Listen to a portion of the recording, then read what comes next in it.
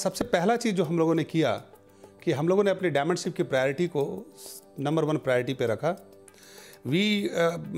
हम लोगों ने कुछ ऐसे प्लान्स किए कि हमारी जॉब, हमारी फैमिली, हमारे बच्चों और हम लोगों ने बहुत सारे कामों को हम लोगों ने डेफर किया। In a way you can say we slept, we walked, we talked our diamondship और एवरी डे हम लोगों ने उसके लिए स्पेसिफिक वर्क एथिक्स रखे। We slept for only 3 hours every day और वी ट्रैवल लॉन्ग डिस्टेंस और हर एक दिन हमने ये देखा कि हमारी ऑर्गेनाइजेशन काफ़ी दूर दराज इलाकों में थी। It was spread far and wide. ये रांची में मैं रहता था, हमारी टीम जमशेदपुर में थी, बेंगलोर में थी, आरा में थी, मोतिहारी में थी, धनबाद में थी and all these places were quite far off from where I was living. तो हमें सैटरडेज़ और संडेज़ को काफ़ी काम करने पड़ते थे। हमने एक चीज़ का और ख्याल रखा कि हमारी जॉब में प्रॉब्लम नहीं आए, इसके लिए हमने 10 से 5 के अपने जॉब को हमने इतना ज़रूर किया। हमने बहुत ध्यान नहीं दिया जॉब पे, लेकिन मैंने इतना किया कि उसमें हमें बहुत मेंटल परेशानी ना हो, हमें जॉब सिचुएशंस में प्रॉब्लम नहीं आए, इसका हम लोगों ने ख्याल किया। And I did lots of written work, क्योंकि हमारी टीम काफ़ी दूर दराज इलाकों में, जैसा कि मैंने बताया, फैली हुई थी, तो उनकी ट्रैकिंग रखनी बहुत डिफ़िकल्ट थी। It was not very easy to keep track of them. So हमने ये प्रयास किया कि हम उनके लिए मैंने काफ़ी रिटन वर्क किए। हमने उनके प्लान्स को लिखे, हमने उनके कैलेंडर को फिलअप किए, हमने उनकी एक्टिविटी की एंटायर बुकिंग हमने ओवर द टेलीफोन हमने करने का निर्णय लिया और टू डू लिस्ट बनाए।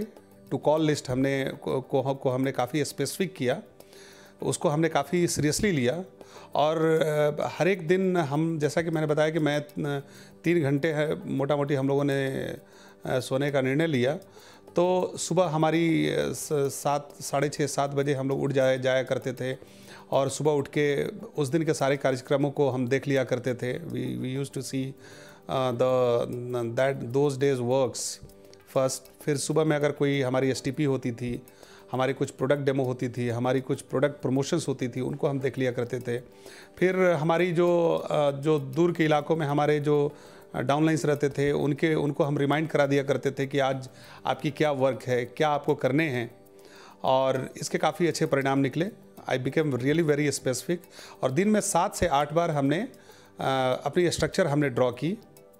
हमने ये देखा कि अगर हम रिटर्न वर्क नहीं करते हैं तो हम अपने एंटायर ऑर्गेनाइजेशन का टेक केयर नहीं कर पाएंगे। काफ़ी हमने टेलीफोन पे भी समय बिताया। हम लोग सैटरडे को इवनिंग वगैरह में हम चले जाया करते थे उन इलाकों में। तो हमारी डायमंडशिप हमारे लिए टॉप प्रायोरिटी पे थी। हमारे पास समय बिल्कुल भी नहीं था। मार्च में हमने स्टार्ट किया था and straight away we had to lock our diamondship which we did in August 2009। जब हम मेडिटेरियन क्रूज़ गए, वहाँ पर एक अनाउंसमेंट हुई और जहाँ से हम दोनों के दिमाग में डायमंडशिप तो पहले से ही थी, बट उस दिन हमने डिसीज़न लिया कि yes we will take our childrens, my 2 beautiful daughters Anushka and Himadri, to Orlando trip, because if I am on my diamond pin, it is their hand. They have sacrificed their many activities, many happiness, many more. बचपन के काफ़ी सारी चीज़ों को उन्होंने sacrifice किया है। तो उस दिन अनाउंस हुआ कि जो भी डायमंड जाएंगे 2009, 2010 में, वो अपने बच्चों को ओरलैंडो ट्रिप लेके जा सकते हैं। मैं बाहर निकली और मैंने अनुज को कहा कि हम जा रहे हैं अपने बच्चों को लेकर के। जब हम लौटे वहाँ से, फिर हमने अपने बच्चों के साथ ये ड्रीम शेयर किया। They are very small, but वो जानते हैं कि उनके पेरेंट्स अगर जॉब करके इस बिज़नेस को कर रहे हैं, दैट मीन्स कि they are building this business for them and for us. तो हमने वो किया और काम मेरा भी होता था। STP दिखाने की ज़रूरत नहीं होती थी because Anuj was there STP दिखाने के लिए। बट जो भी अनुज काम करते थे, मैं ट्राई करती थी इनको कॉपी करने की, इनको डुप्लिकेट करने की। मेरा अपना प्लानर हुआ करता है, मैं भी to do list, to call list बनाती हूँ। मैं भी रात में ग्रुप को लेकर के बैठती हूँ, उनके साथ उनका स्ट्रक्चर डिस्कस करती हूँ और सामने उनको ड्रॉ करवाती हूँ। हम पावर ऑफ स्पोकन वर्ड्स में बहुत बिलीव करते हैं, तो मैं उनको हेल्प आउट करती थी कि कैसे वो पावर ऑफ स्पोकन वर्ड्स बनाएं। एंड सारा काम बिल्कुल अनुज को मैं डुप्लिकेट करने की कोशिश करती हूँ। मैंने ऐसा किया और धीरे धीरे ये बिज़नेस आगे बढ़ता गया। हमारी डायमंडशिप मार्च में शुरू हुई और अगस्त में इसलिए ख़त्म हो गई क्योंकि हमने वर्क एथिक्स को सबसे प्रायोरिटी पे रखा। और बच्चों ने मेरा साथ दिया और हम दोनों आज डायमंड हैं।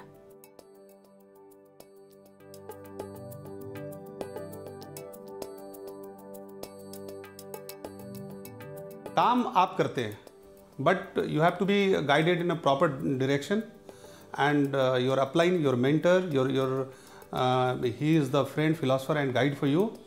हमारे हमेशा से बहुत अच्छे ताल्लुकात रहे हैं हमारे अपलाइंस के साथ।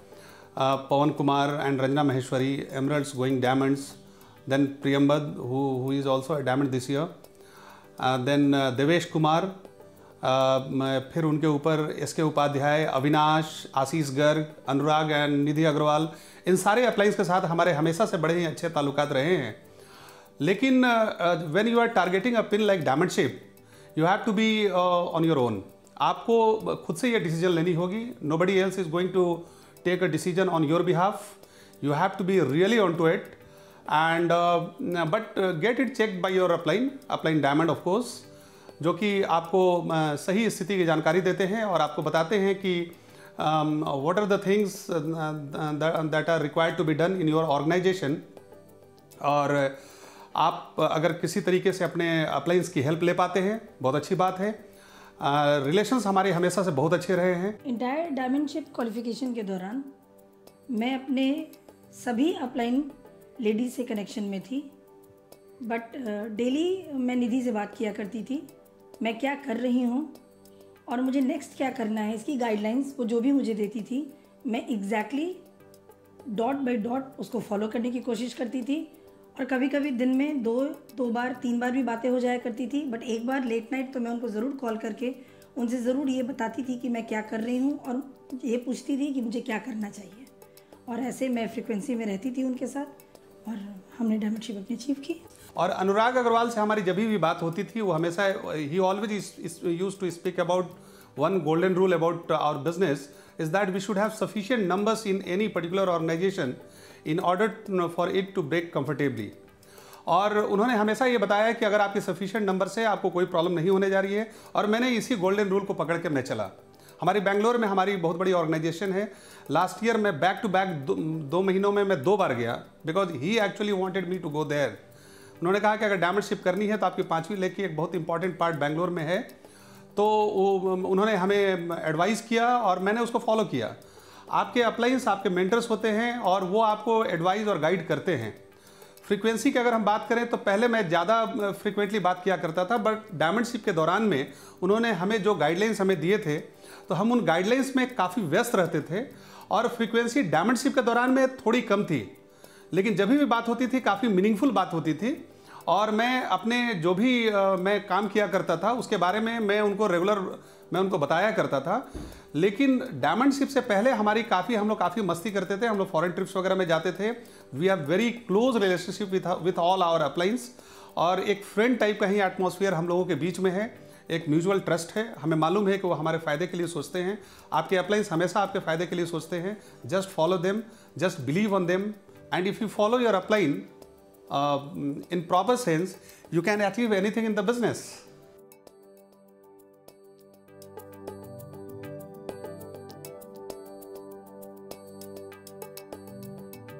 मैं इतना जरूर ध्यान रखता था, we used to definitely take care of this fact कि who are the people in our organization who can show good plans, who can do good networking. तो मैंने उन लोगों पे फोकस किया actually. Then we focused upon those people also who could do good retailing, good volume creators. फिर मैंने उन लोगों से मैं उन्हीं तरह की बात किया करता था।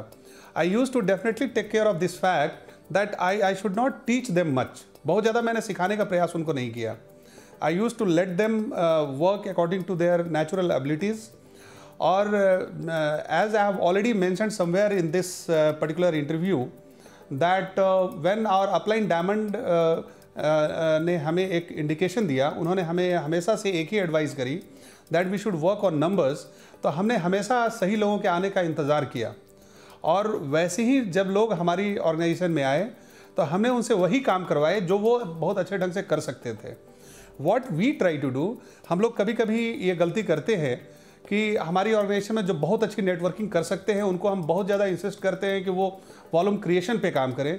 जो बहुत अच्छी वॉल्यूम क्रिएशन कर सकते हैं, हम लोग बहुत थोड़े समय में हम प्रयास करते हैं कि वो नेटवर्किंग भी बहुत अच्छे ढंग से कर सकें। But definitely we have some people जो कि ये दोनों काम को बहुत अच्छे ढंग से कर सकते थे, और ये वो लोग थे जिनको मैंने सबसे ज़्यादा रिस्पॉन्सिबिलिटीज़ हमने दी। चूँकि हमारी ग्रुप काफ़ी far and wide spread over थी, so our frequency of interaction was very frequent, sometimes around 8 to 10 times every day. I used to call them every 2 hours. हम हमेशा हर एक 2 घंटे पर उनसे हम बात किया करते थे। I used to give them small goals and I used to keep track of them. फिर हम उनकी सुबह सुबह हम लोग उनकी एक्टिविटी कैलेंडर्स को हम लोग फिलअप किया करते थे ओवर द टेलीफोन समटाइम्स, और होल डे में हम उसकी ट्रैकिंग रखा करते थे। और हमने उनको बहुत ज़्यादा प्रेशराइज नहीं किया, एटमॉस्फेयर को अच्छा रखा। जो बहुत अच्छा परफॉर्म कर सकते थे उनसे ज़रूर करवाए, जो बहुत अच्छा परफॉर्म नहीं भी कर सकते थे उनको हमने इनकरेज किया कि this month may not be very good for you but you can definitely do good business in next month. एक होप रखा, अपने साथ भी एक होप रखा और उनको भी हमने होप दिया, और काफ़ी इससे अच्छा एक अच्छी एक कैमरेडरी हम लोग के आपस में और अच्छी रिलेशनशिप हमारी डेवलप हुई। मैंने डायमंड क्वालिफिकेशन के दौरान, उसके पहले भी मेरी जितनी भी डाउनलाइन लेडीज़ थी, मैंने उनके साथ रिलेशनशिप काफ़ी फ्रेंडली रखा, बहुत केयरिंग रखा, और कुछ चीज़ों का मैंने ज़रूरत से ज़्यादा ध्यान रखा। उनकी छोटे से छोटे सवालों का जवाब मेरे पास होना ही चाहिए था। मैं उन्हें क्या कल चाहिए, उन्हें आज किस चीज़ की ज़रूरत है, मैं इन चीज़ों का ध्यान रखती थी। रिलेशनशिप के दौरान मैं उन्हें बहुत प्यार से संभालती थी, और मैंने रिश्ते को प्यार में बांधने की कोशिश की, और इस तरीके से मैंने क्वालिफ़िकेशन के दौरान रिश्तों को काफ़ी फ्रेंडली रखने की कोशिश की। और इस मोटिवेशन के साथ उनके साथ उनकी स्पीड में रह करके हमने काम की और हम डायमंड में चले गए।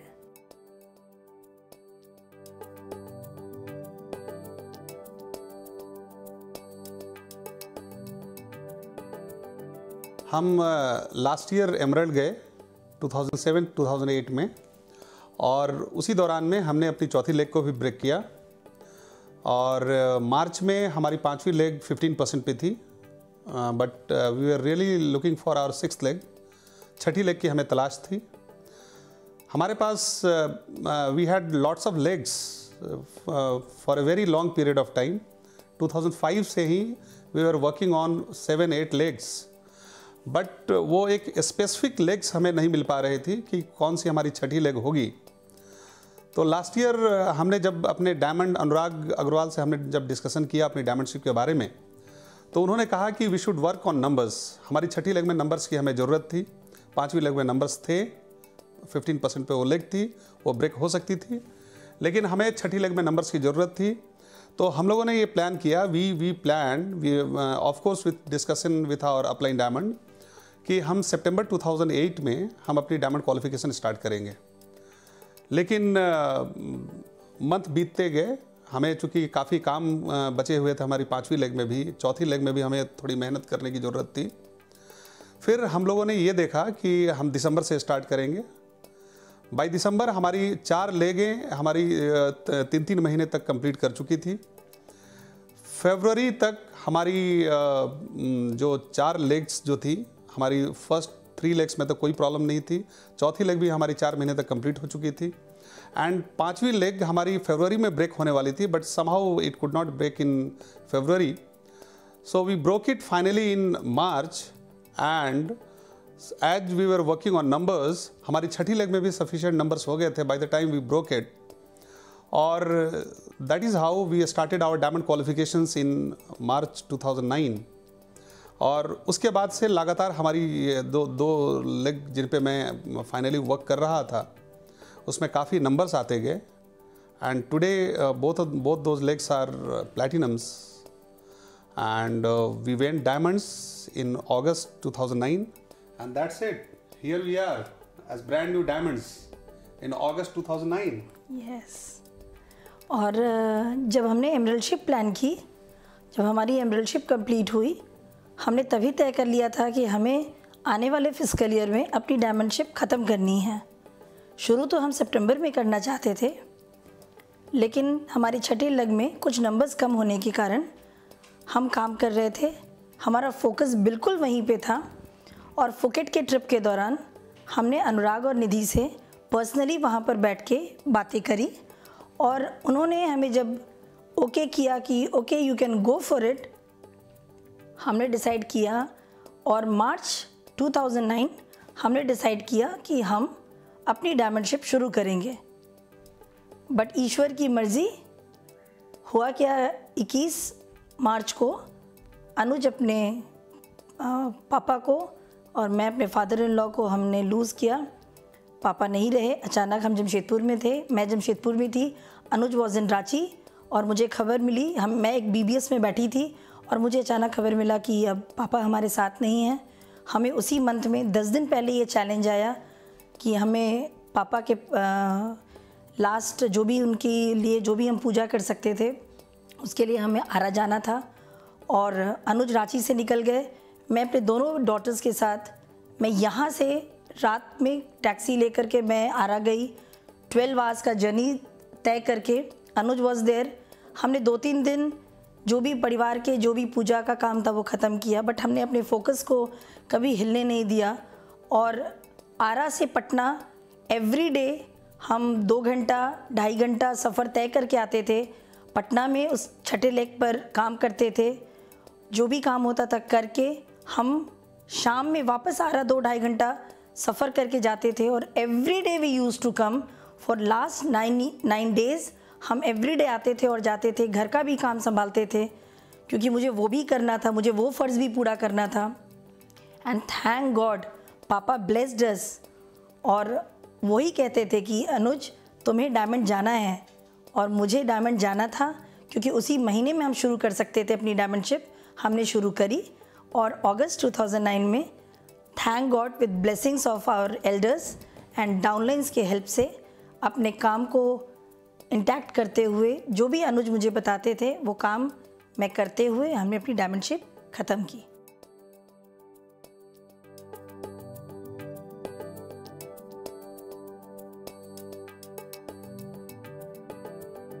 टूल्स फ्लो काफ़ी अच्छे थे।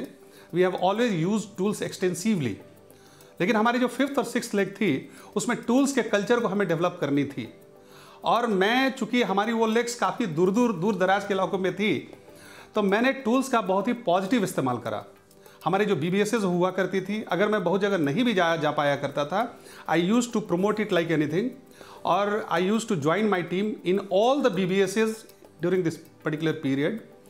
और मैं आपको बताऊं कि जो हमारी टूल्स थी, CDs थी, बुक्स थी, मैंने इंटायर ऑर्गेनाइजेशन में मैंने फ्लो करा दिया।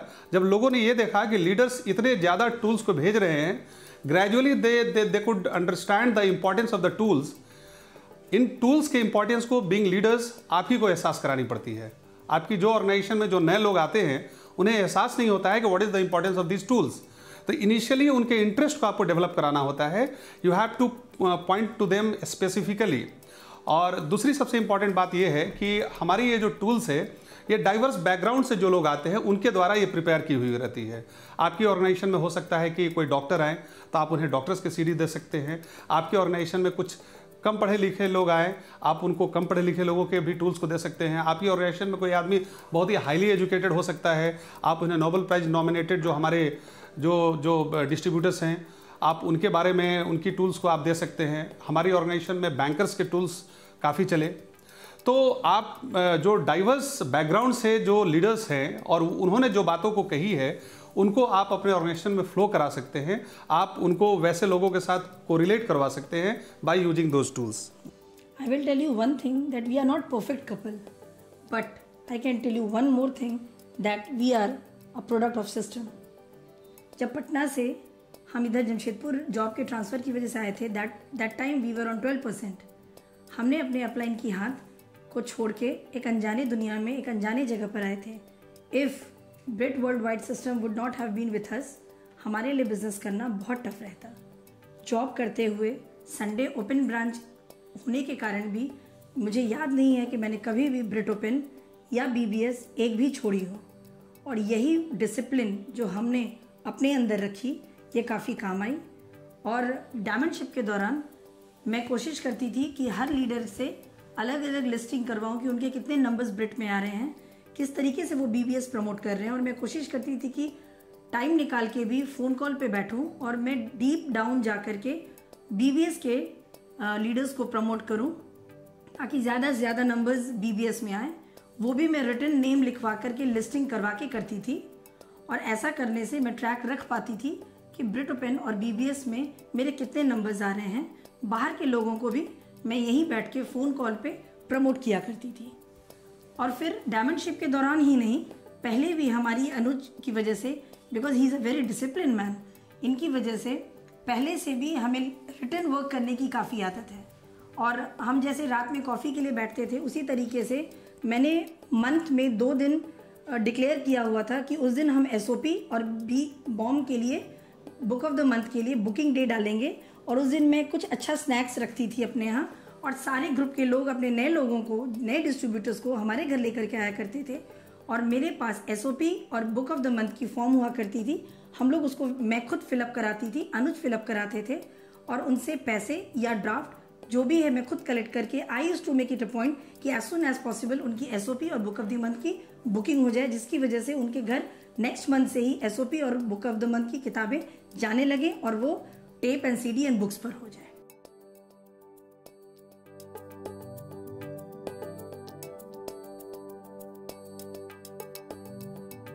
मार्केट में भी आप देखेंगे तो अभी people are getting more and more aware about their healthy lifestyles, they are controlling their eating habits, they are getting more and more aware about the health products.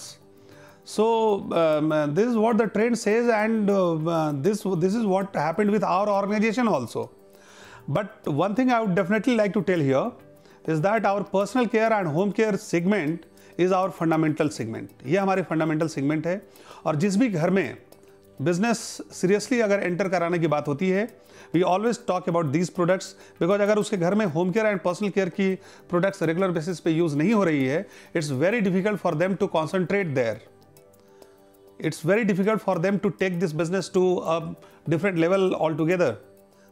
You cannot take this business to lots of people if you don't have faith and confidence upon your basic level products. Then there is the artistry segment about which my wife will definitely tell you. But as far as we were concerned, we mostly did lots of health plans. हमने न्यूट्रालाइट की जो काफ़ी training हमारी organisation में होती थी, we were concentrating mostly upon न्यूट्रालाइट in our PACE meetings also. तो हमारी ऑर्गेनाइजेशन में इसका काफ़ी फ़ायदा हुआ, और हमारी जो टीम न्यूट्रालाइट में हमारी ऑर्गेनाइजेशन के काफ़ी सारे लोग हैं, and this is one indication for explaining that how much concentration we have been putting on this particular segment. वैसे हमारे यहाँ सारे सेगमेंट के प्रोडक्ट्स काफ़ी अच्छे तरीके से निकलते हैं। बिजनेस करने के दौरान मैंने एक चीज़ किया कि पहले तो मैं सेल्फ 100% प्रोडक्ट यूज़र रहूँ, जो कि शुरू से ही मुझे एमवे के प्रोडक्ट्स बहुत ज़्यादा पसंद थे और मैंने इनको इस्तेमाल करना शुरू किया।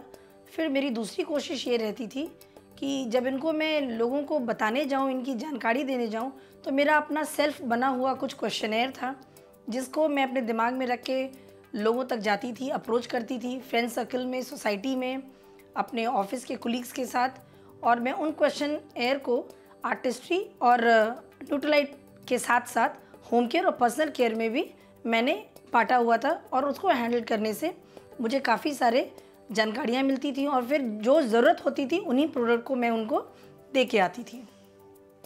फिर मैं नए लोगों के साथ मेरी कोशिश ये रहती थी कि मैं उनके घर में खुद हेल्पिंग हैंड देने जाऊं, और मेरे साथ हमेशा मेरा अपना खुद का बना हुआ डेमो बैग होता था जिसमें कुछ न्यूट्रालाइट के प्रोडक्ट के डेमोज, कुछ आर्टिस्ट्री के प्रोडक्ट्स मैं रखती थी।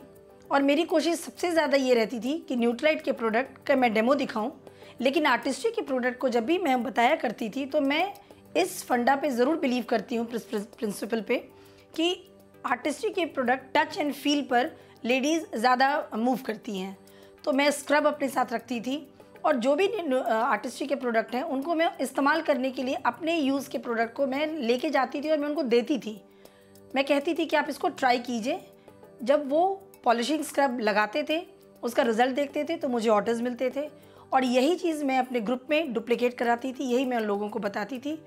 और मैं जब भी आर्टिस्ट्री की ब्यूटी ब्रेक या हेल्थ का कैंप लगाती थी अपने नए डिस्ट्रीब्यूटर्स के घर पे, या उनके लिए जब वॉल्यूम क्रिएट करना होता था, जब मैं उनके लिए जाती थी, तो मेरी कोशिश रहती थी कि हाई PV/BV के प्रोडक्ट्स को मैं ज़्यादा डिस्प्ले करूं, लेकिन डेमो मैं dish drop, SA8, personal care के भी प्रोडक्ट्स के दिखाती थी।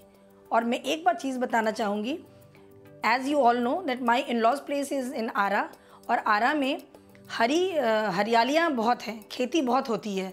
तो मेरे बड़े ब्रदर इन लॉ को मैंने ड्यूरिंग माई डायमंड क्वालिफिकेशन, ये मेरी कोशिश रही कि एफ्सा के प्रोडक्ट भी हमने काफ़ी ज़्यादा जानकारी देने के बाद वहाँ पर शिपमेंट कराए और हमें एफ्सा के भी प्रोडक्ट के रिज़ल्ट काफ़ी अच्छे मिले।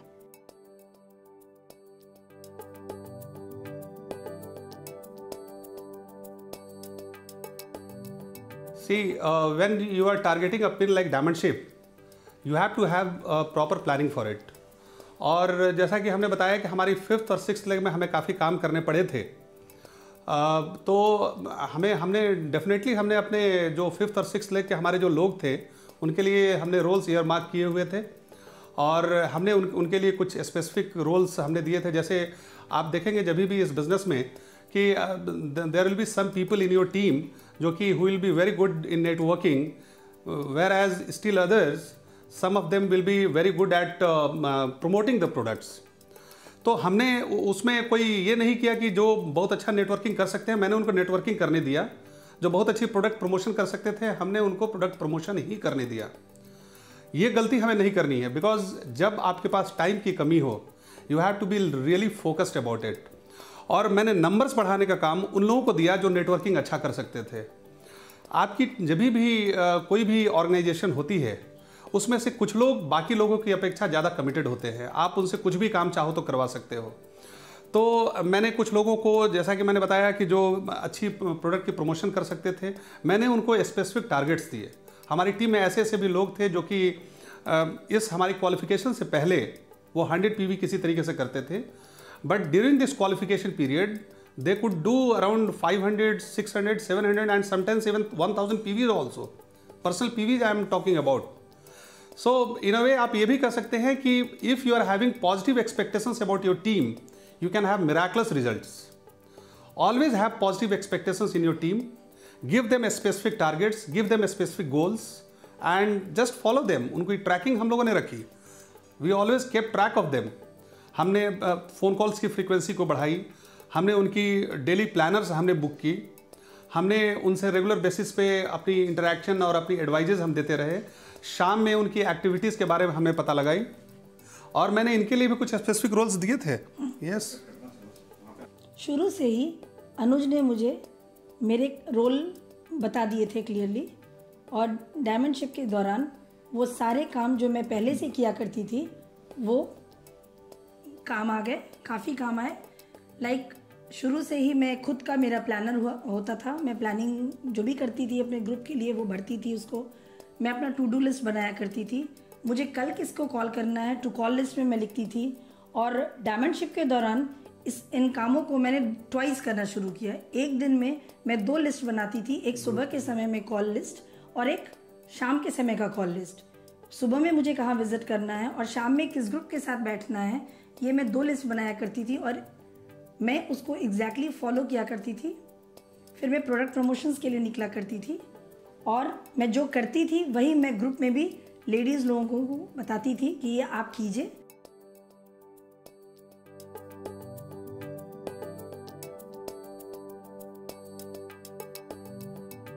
ये डायमंड शिप हमारी जो ब्रेक हुई है इसका कोई मीनिंग नहीं रहेगा अगर इसके एवज में बहुत सारी डायमंड शिप हमारी ऑर्गेनाइजेशन में और ऑल ओवर इंडिया में न निकले।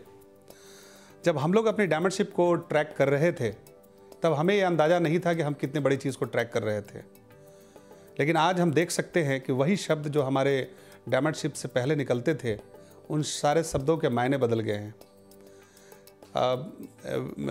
लोगों की परसेप्शन हमारे प्रति बदल गई है। हम खुद अपनी नज़र में काफ़ी ऊंचे हो गए हैं। हमें मालूम नहीं था कि हमारे अंदर में इतनी शक्ति है कि हम इतने बड़े गोल को अचीव कर सकते थे, लेकिन ऐसा लगा कि शायद ईश्वर ने हमें एम्पावर किया है कि हम लोग इतने बड़ी गोल को हम अचीव करें। बहुत सारी परेशानियाँ आई, बहुत सारे एडवर्सिटीज़ आए, बट इतना बड़ा बिलीफ इस डायमंडशिप ने हमें दिया है।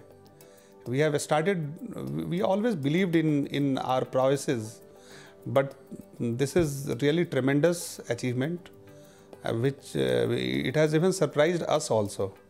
हम लोगों ने भी नहीं सोचा था कि इतनी बड़ी गोल को इतनी परेशानियों के बावजूद लगातार 6 महीनों में हम एकम्प्लिश कर सकते हैं।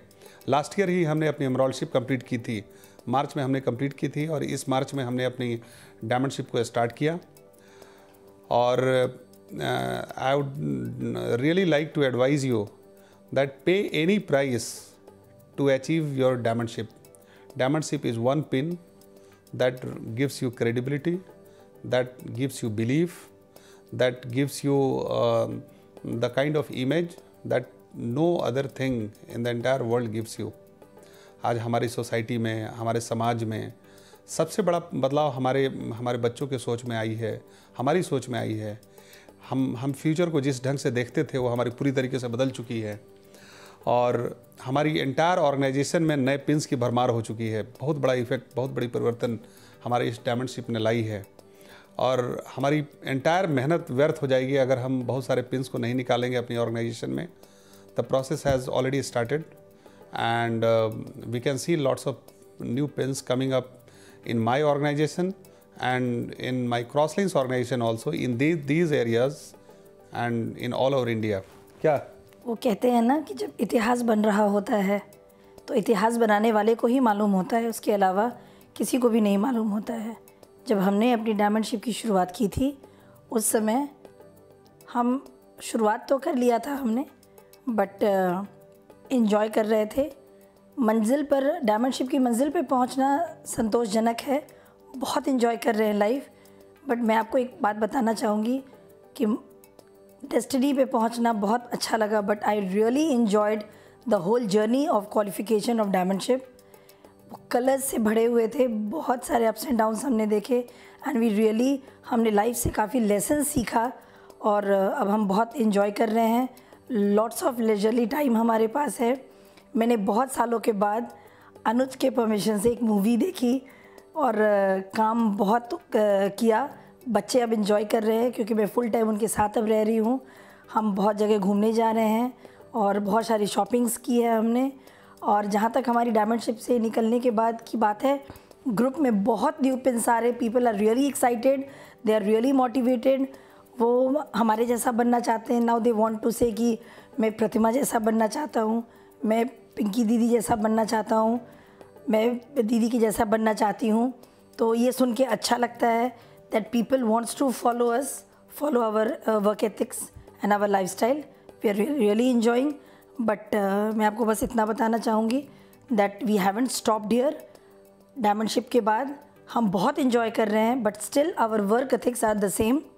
हम अभी भी प्लानर भरते हैं, हमारा अभी भी स्ट्रक्चर ड्रॉ होता है, हमारा अभी भी to do and call list बनता है। We are working the same way we use to work, because this is not our destiny. यहाँ पे सिर्फ कुछ देर हम एंजॉय करने के लिए रुके हैं, और अभी हमें तो बहुत ऊपर जाना है।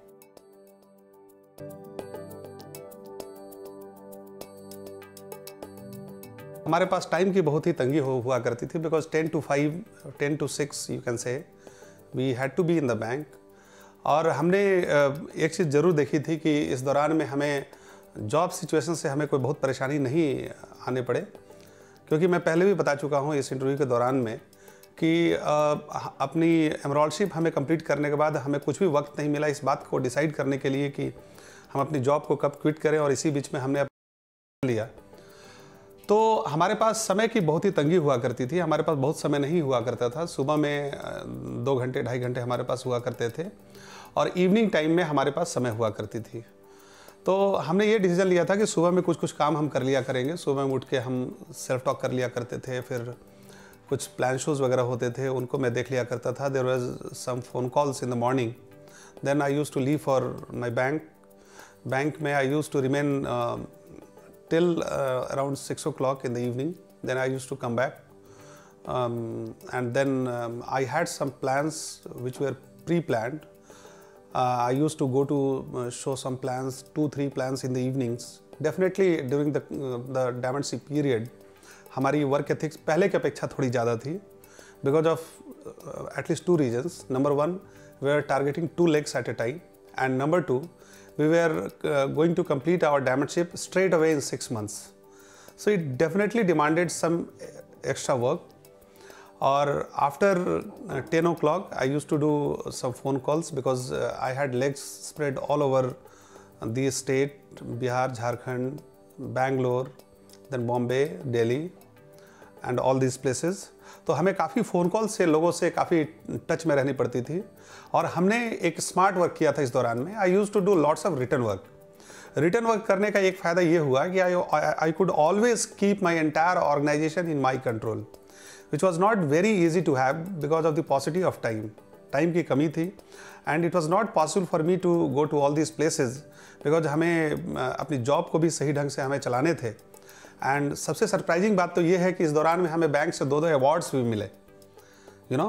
तो आप ये नहीं कह सकते हैं कि आप जॉब को छोड़ के ही किसी अचीवमेंट को आप प्राप्त करते हैं. इनफैक्ट ये जो कैलिबर होनी चाहिए, it's all a matter of attitude and how you have conditioned yourself, you know.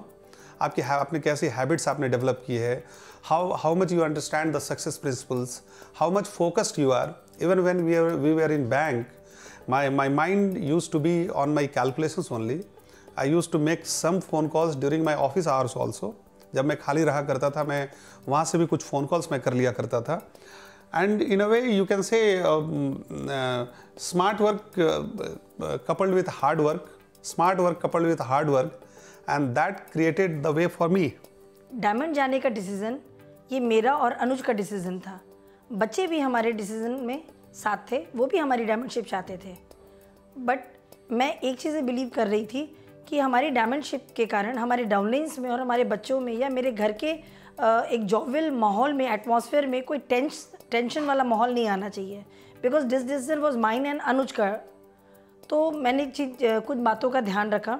उन बातों में मैंने ये ध्यान रखा कि ऑल्दो मैं जॉब को रिज़ाइन कर चुकी थी, तो मैं घर में बच्चों को एक एटमॉस्फेयर दे सकूं जहां वो ये जानकर के खुश हों कि मम्मा एंड पापा इज़ इन डायमंड क्वालिफिकेशन.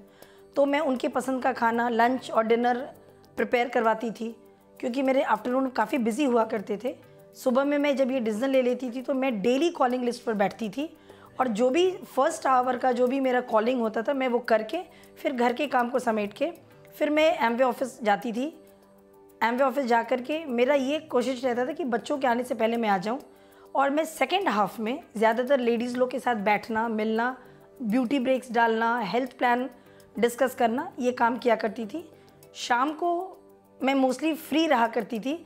उस वक्त मैं अपना रिटर्न काम करती थी, क्योंकि अनुज वॉज इन रांची, तो इवनिंग्स मेरी फ्री रहती थी. मैं उस वक्त अपना रिटर्न जो भी मेरा काम रहता था वो मैं करती थी. I use to listen lots of CDs that time, because उस टाइम में मुझे भी मोमेंटम की ज़रूरत रहती थी. और जो भी डाउनलाइंस रात में मेरे से मिलने आते थे या कभी भी वो आते थे, मैं कोशिश करती थी कि उनको ये सिग्नल मिले कि in diamond qualification we in couple are very happy, we are not at all tensed. कोई बहुत ज़्यादा टेंशन की बात नहीं है, और एग्जैक्टली कोई टेंशन की बात नहीं थी. तो it was a awesome feeling. हम वो लव, वो एक बहुत ही अच्छा माहौल, टेंशन फ्री मैं माहौल अपने डाउनलाइंस को देती थी, ताकि उनको ये लगे कि हमारे अपलाइन डायमंड शिप के दौरान भी they are a happy couple, and diamond जाना कोई बहुत टेंशन की बात नहीं है. और ऑफ कोर्स डायमंड शिप के दौरान बहुत सारा वर्क एथिक्स एलाबोरेटेड हो जाता है, काम थोड़ा ज़्यादा होता है, बट ये काम हमारे लिए था. हम उन्हें अच्छी बातें बताते थे, हल्का फुल्का बताते थे कि येस डायमंड शिप में हम ये कर रहे हैं. और मैं एमवे ऑफिस खुद जाया करती थी, ताकि उनको ये लगे कि भाभी डायमंड क्वालिफिकेशन के दौरान भी सारा काम खुद करती हैं बिज़नेस का. तो इससे क्या हुआ कि हमारे डाउनलाइंस में एक बहुत यूनिटी और अच्छा माहौल रहा. एंड इससे एक चीज़ है कि they all want to go diamond, and this is the best thing of our group.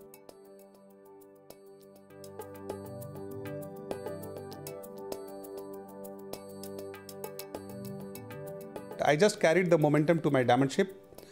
और कैसे हमने अपने टाइम को मैनेज किया, how did I manage my time. So only thing I can say is that if you plan properly, अगर आपने properly plan किया तो anything is possible for you. I slept for only 3 hours every day. I use to get up early in the morning. सुबह 7 बजे 6:30-7 बजे मैं उठ जाया करता था। And I use to do my written work. I did lots of written work many times during the day. बहुत बार मैंने किया। सुबह की कुछ प्लान शोज वगैरह होती थी 7-7:30-8 बजे के राउंड अबाउट में, जो कि मैं रोज़ किया करता था। 10 o'clock I use to go to my office. और मैंने एक चीज़ का ख्याल रखा कि मैं ऑफिस में सिंस मैं जॉब को कैरी कर रहा था, तो I just took care of it कि ऑफिस में हमें कोई परेशानी ना हो, कोई मेंटल प्रॉब्लम ना हो, सो दैट कि हमारी डायमंडशिप अफेक्टेड हो जाए। तो 10 से 5 I really give it to my bank. बीच में लंच टाइम के दौरान में मैं कुछ काम कर लिया करता था अपने लोकल लेग्स वगैरह में। और in the mean time since I was the chief manager there, तो हमें टाइम मिल जाती थी, मैं कुछ फ़ोन कॉल्स वगैरह कर लिया करता था। एंड आफ्टर 5-5:30 मैं बैंक पे ज़्यादा देर रुकता नहीं था। उसके बाद I use to go out and do my daily routine work, जो भी हमारे टू डू लिस्ट में थे, मैं उन कार्यों को किया करता था। And I use to work till around 11 o'clock, 11 बजे तक मैं काम किया करता था। उसके बाद हमारी फ़ोन कॉल्स वगैरह होती थी, दूर के लेग्स वगैरह को मैं देखा करता था। लेट नाइट मैं अपनी रिटर्न वर्क किया करता था, नेक्स्ट डे की हमारी प्लानिंग होती थी। सो अगर आप डिसाइड करते हैं तो बहुत it is possible. And since we are tracking our diamondship, as I just said that we had it in mind last year also, ये भी हमारे माइंड में थी। तो बहुत सारी चीज़ें प्री प्लान्ड थी हमारी, और हमारे लिए बहुत परेशानी नहीं हुई, हम लोगों ने किया इसको। You can also do it. क्या we really had a tough time managing both Jamshedpur and Ranchi. मैं जमशेदपुर में रहती थी अपने बच्चों को लेके, ये रांची में जॉब मैनेज करते थे। और मैं जमशेदपुर में अपने डे टाइम को बहुत ही बिजी रखती थी, बिकॉज मुझे जमशेदपुर पे इंटायर बिजनेस को मुझे खुद को देखना होता था। अनुज गाइड करते थे, एवरी वेडनेसडे वो रहते थे, कभी छुट्टी ले लेते थे 1-2 दिन की। बट मेरा दिन का काम था, मैं ब्यूटी ब्रेक्स डालती थी, मैं हेल्थ अवेयरनेस करवाती थी ग्रुप को लेकर के, लेडीज़ को लेकर के। I use to sit in afternoon मैं उनके साथ चैटिंग करती थी, बात करती थी, उनके प्रॉब्लम्स को सॉल्व करती थी। एमवे ऑफिस का सारा काम मैं यहाँ जमशेदपुर का मैं संभालती थी। कहीं अगर धनबाद में, बोकारो में, मोतिहारी में अगर प्रोडक्ट्स भेजने होते थे तो मैं शिपमेंट्स यहाँ से करवाती थी। टूल्स फ्लो बहुत बढ़ा दिया था मैंने। मैं लेडीज़ लोग के साथ बैठती थी और उनके ड्रीम्स को मोटिवेट करती थी, एनहांस करती थी। और एवरी नाइट अनुज नहीं भी होते थे तब भी मैं ग्रुप को लेकर के रात में कॉफ़ी नाइट पर बैठती थी, उनको सामने उनका स्ट्रक्चर ड्रॉ करवाती थी। आई यूज्ड टू सी कि ईच एंड एवरी पर्सन किस डेप्थ में काम कर रहे हैं, और मैं यहाँ से सारा फिगर्स लेकर के I used to pass it on Anuj on phone. और हम रात में 1.5 से 2 घंटा फ़ोन पर हम लोग दोनों, मैंने यहाँ पर क्या काम किया मैं इनसे डिस्कस करती थी। और every night he used to guide me the next day work, और मैं इनको रिपोर्ट देती थी, because after all he is my upline.